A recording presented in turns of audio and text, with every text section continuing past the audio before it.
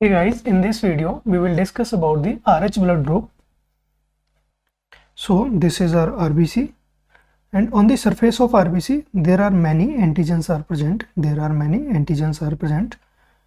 And one antigen is Rh antigen. The Rh blood group system, it is discovered by Landsteiner and Wiener in the 1940. And it is discovered in the rhesus monkey, so named as Rh blood group. Okay, there are two terms, agglutinogen or agglutinin. So agglutinogen is antigen,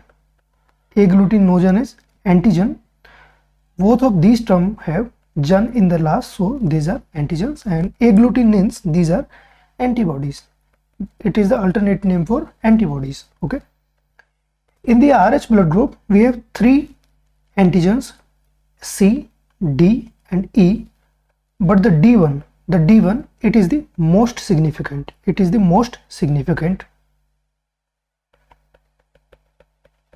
Okay, so D antigen is most significant.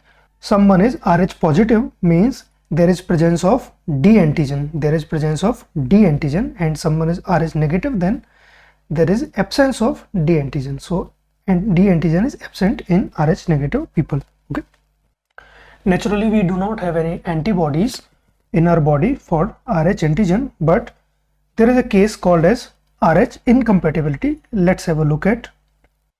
So when there is first incident, a Rh negative patient or person is exposed to Rh factor, so there is a process called sensitization. So this Rh negative patient is sensitized to Rh factor or Rh antigen when there is second incidence of exposure of Rh factor. So when Rh negative person is second time exposed to Rh factor, and now this Rh negative person is already sensitized to the Rh factor. Now there will be massive antibody production.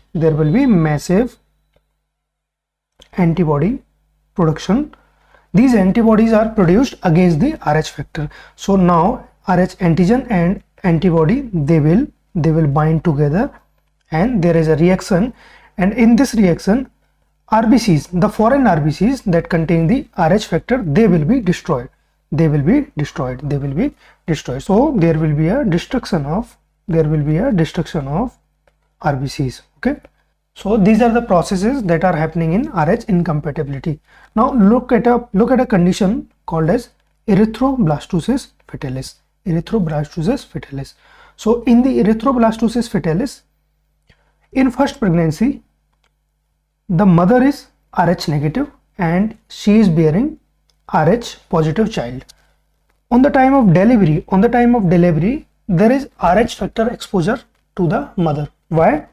When there is in the time of delivery, there is a little mixing of fetal blood into the maternal circulation. So this fetal blood, it will sensitize the Rh negative mother. So in first pregnancy there is sensitization.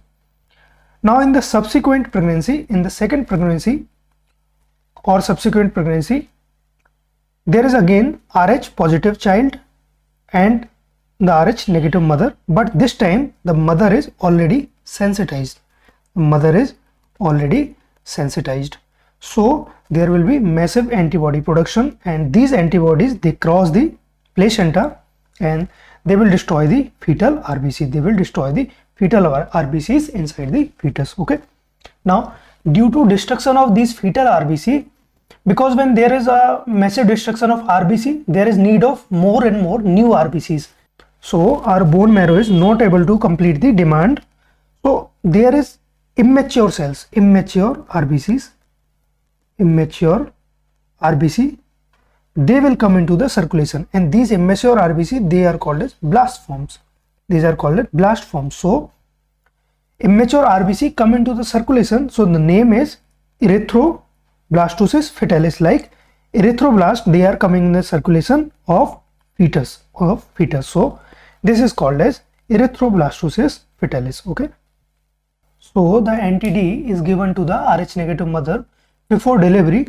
So if there is a mixing of small amount of fetal blood, so the antigen in the fetal blood, they will be neutralized by the NTD, so there won't be any sensitization. So this is how we can prevent the erythroblastosis fetalis. If there is erythroblastosis happened already, then what will we do? Now we can do blood exchange of the fetus. So we can do blood exchange of the fetus as a treatment in the erythroblastosis fetalis. So that's all about the Rh blood group.